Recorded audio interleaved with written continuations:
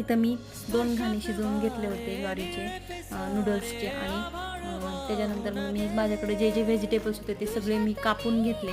त्याच्यामध्ये मी 2 tomato add केले. 1 tomato आत्ता फोडणीमध्ये टाकलं आणि दुसरं मी खायला घ्यायच्या अगोदर नंतर त्याच्यामध्ये ॲड केलं, ज्याने खूप जास्त चांगली चव लागते.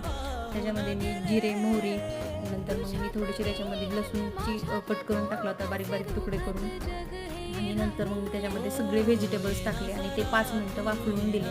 व्हेजिटेबल्स टाकल्यानंतर त्याच्यामध्ये हळद आणि मीठ टाकायला विसरू नका.